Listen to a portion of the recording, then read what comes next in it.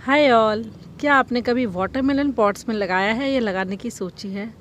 मैंने बहुत बार सोचा है, इनफैक्ट एक दो बार मैंने लगाया भी है। और जब फ्रूट आता है तो एक साइज़ आकर फ्रूट का जो है वो ख़राब हो जाता है। उसके बाद वो ग्रो नहीं किया। मैंने दो बार पहले भी वाटरमेलन का ट्राई किया है। इस बार समर में भी मैंने दो तीन सीड डाले थे, बट वो इतने अच्छे जर्मिनेट नहीं हुए।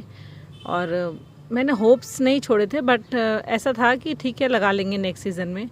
और अभी तो ऑब्वियसली उसका सीज़न नहीं है वाटरमेलन का, तो मैंने सोचा भी नहीं था कि अभी वाटरमेलन लगाना है। बट जिससे मैं सीड खरीदती हूँ वो कहते हैं कि वाटरमेलन अभी जो सीड देते हैं हमारे यहाँ राउंड द ईयर वाटरमेलन उस सीड से हो जाते हैं। तो मे बी उसी की वजह से जो है सीड जो कुछ रह गए थे सॉइल में, वहीं से ये प्लांट जो है जर्मिनेट हुआ था।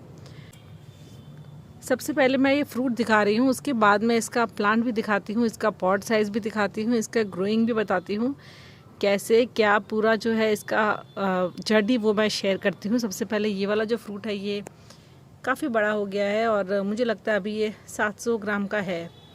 और उसके बाद ये सेकेंड वाला स्टार्ट हुआ। और पॉट्स में जब एक दो फ्रूट ग्रो होते हैं तो एकदम से बहुत सारे फ्रूट नहीं होते हैं। जब एक दो हम हार्वेस्ट कर लेंगे उसके बाद जो है दूसरे फ्रूट स्टार्ट होंगे बनना। बट ये देखना ही इतना डिलाइट है, इतना ब्यूटीफुल सा फ्रूट एक पॉट में लगा हुआ है, इतना इसको देखकर खुशी मिलती है।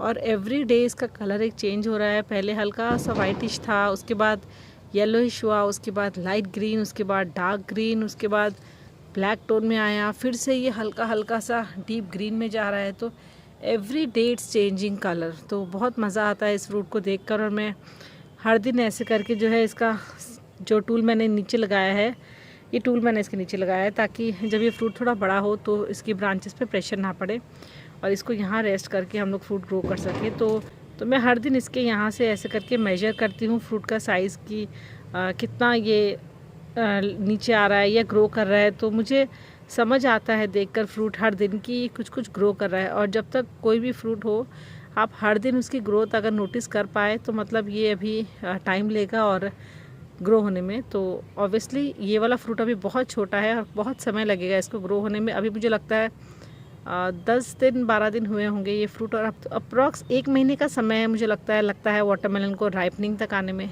देखते हैं क्या होता है।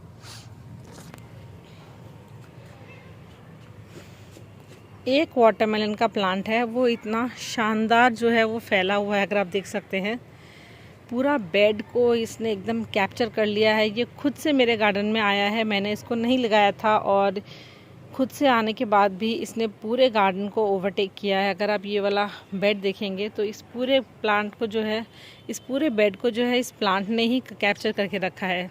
तो आपको देखकर लग रहा होगा कि ये प्लांट जो है इस बेड में लगा हुआ है, बट नहीं, ये प्लांट इस 12 इंच के ग्रो बैग में लगा हुआ है। ये देखें, यहाँ से इसकी ये ब्रांच है जो मेन स्टेम है और यहाँ से ये प्लांट निकला है। मैं अगर मिट्टी की बात करूँ तो वाटरमेलन सैंडी सॉइल में लगता है। और ये जो मेरा पॉट है इसमें मैंने सैंडी सॉइल यानी बालू सैंड जिसको बोलते हैं वो, बहुत सारी लीफ कॉम्पोस्ट और कुछ गार्डन सॉइल डाला था। और इसको मैंने पीनट्स के लिए रखा था और इसको मैंने यहाँ नीचे लगाया था। और पीनट के बाद जो है इसमें खुद से ये वाटरमेलन का प्लांट निकल आया। तो फिर मैंने पीनट को निकाल कर दूसरे पॉट में शिफ्ट किया, बिकॉज़ वाटरमेलन जैसे ही निकला इसके पत्ते देखकर मुझे समझ आ गया कि ये वाटरमेलन है और मैं चाहती थी कि वाटरमेलन रहे। और मैंने काफ़ी बार एक्सपीरियंस किया है कि जो प्लांट खुद से निकल आता है वो बहुत फैलता है। जैसे कि अगर आप चेरी टमाटो देखेंगे, जो हमेशा खुद से निकल आता है चेरी टमाटोज़, और वो इतना वाइल्डली फैलता है और इतनी ज़्यादा फ्रूटिंग उसमें होती है जो नॉर्मली हम टमाटोज़ लगाते हैं उनमें भी नहीं होती है। तो keeping that thought in mind मुझे लगा ये वाटरमेलन शायद ग्रो कर जाए। बट क्योंकि इसका पॉट बहुत छोटा था, 12 इंच का पॉट था, तो कहीं ना कहीं माइंड में था कि इतने छोटे पॉट में वाटरमेलन ग्रो नहीं होता है। फिर मुझे वो कॉन्सेप्ट याद आया जो फार्मर्स लोग करते हैं खेत में। वो लोग जब वाटरमेलन खेत में लगाते हैं तो वो पूरा खेत को कैप्चर करता है, बिल्कुल क्रीप कराते हैं फ्लोर पे।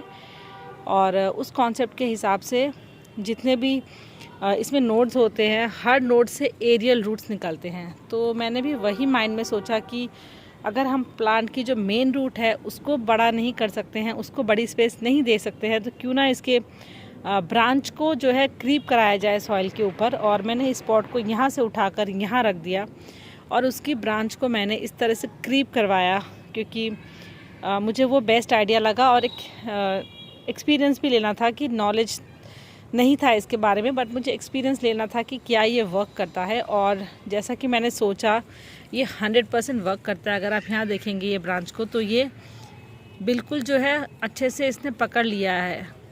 अगर आप यहाँ देखेंगे तो ये मूव भी नहीं कर रही है ये ब्रांच, ये इतनी हार्ड है अगर आप देखेंगे। और यहाँ जगह जगह से जो है, यहाँ अगर आप देखेंगे जगह जगह से इसकी एरियल रूट्स, जगह जगह से इसकी एरियल, ये यहाँ पर भी एक छोटा सा फ्रूट बढ़ रहा है। ये जो एरियल रूट्स है, इसने हर जगह से प्लांट की मिट्टी को पकड़ा है और पूरे प्लांट में रूटिंग हुई है। कहीं पर भी देखें, सब जगह इसमें रूटिंग है इस तरह से। और जो पूरा प्लांट है उसको इवनली न्यूट्रिशन मिल रहा है एरियल रूट्स की वजह से। जैसे मनी प्लांट में होता है कि मनी प्लांट को जब हम कोई मॉस स्टिक पे या फिर किसी दूसरे पेड़ की ब्रांच पे चढ़ाते हैं, तो वो उस ब्रांच से या मॉस स्टिक से सक करता है न्यूट्रिशन और उसके पत्ते बड़े होते हैं। तो उसी तरह से इसमें भी हुआ। इस बेड में जितनी मिट्टी है उसमें मैंने थोड़ा खाद डाला और उसके बाद जो है इसके सारे एरियल रूट्स ने सक किया है, प्लांट का जो मिट्टी का न्यूट्रिशन है इस प्लांट ने सक किया है। और उसके बाद ये इतना फैला है। पहली बार मैंने अपने गार्डन में वाटरमेलन का प्लांट इतना हेल्दीली ग्रो होते हुए देखा है। और उसके बाद जैसे कि मेन रूट क्योंकि यहाँ पर नहीं है, सिर्फ एरियल रूट से है, तो प्लांट में काफ़ी स्पेस है। तो वही माइंड से मैंने उधर वो खीरे का प्लांट भी क्रीप करवाया। इधर मैंने लौकी डाली है, बट लौकी को मैं क्लाइम करवाने वाली हूँ, क्रीप नहीं करवाने वाली। खैर, तो उसी तरह से जो है ये पूरा प्लांट जो है ये काम किया, ये पूरा कॉन्सेप्ट वर्क किया। और अभी जो है ये बहुत अच्छा ग्रो हो रहा है। हर दिन मैंने इसकी ग्रोथ देखी है।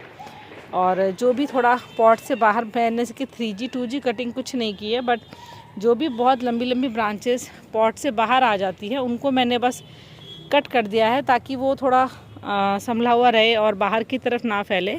तो मैं इसकी प्रूनिंग कर देती हूँ जो भी पॉट के बाहर ब्रांचेस आती है निकल कर। उसके अलावा तो ये खुद से ही ग्रो हो रहा है, बट बहुत अच्छा ग्रो हो रहा है। और मैं एक चीज़ और बताऊँगी कि हालांकि मेरे गार्डन में बहुत मधुमक्खियाँ आती है और हैंड पॉलिनेशन की ज़रूरत नहीं होती है, स्टिल मैंने इसमें हैंड पॉलिनेशन किया था कि कोई भी चांसेस मैं छोड़ना नहीं चाहती थी फ्रूट डेवलपमेंट के लिए। और इसमें मैंने हैंड पॉलिनेट किया था और अभी तक दिखने में ये बहुत सक्सेसफुल लग रहा है, टचवुड। तो देखते हैं इसकी ग्रोथ कैसे रहती है और कैसे हार्वेस्ट होता है।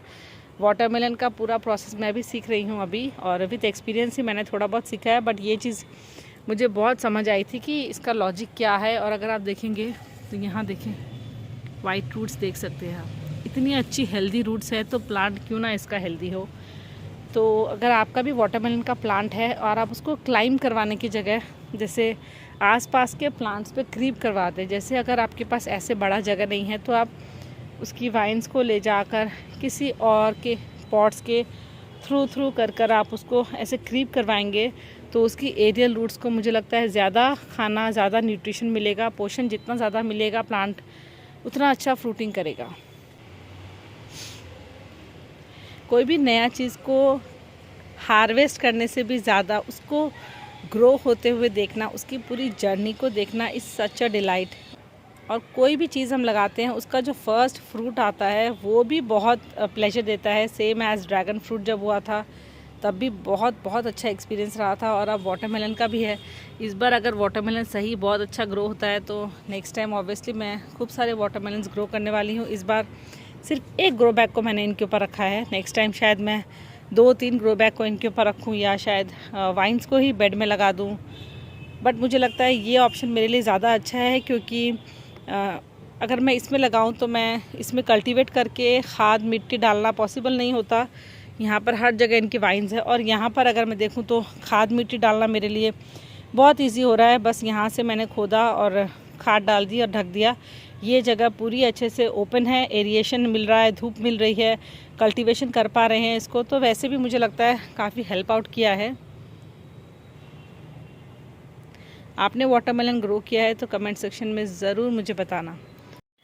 मज़ा आता है जब कोई भी गार्डनर्स एक दूसरे का एक्सपीरियंस शेयर करते हैं। और अगर आपने कभी भी पॉट में वाटरमेलन ग्रो किया है तो इंस्टाग्राम पे मुझे ज़रूर बताना या पिक्चर्स दिखाना या अपना एक्सपीरियंस ज़रूर मेरे साथ शेयर करना। अगर वीडियो अच्छा लगा हो तो प्लीज़ मेरे चैनल को लाइक शेयर एंड सब्सक्राइब करें। हैप्पी खेती, बाय।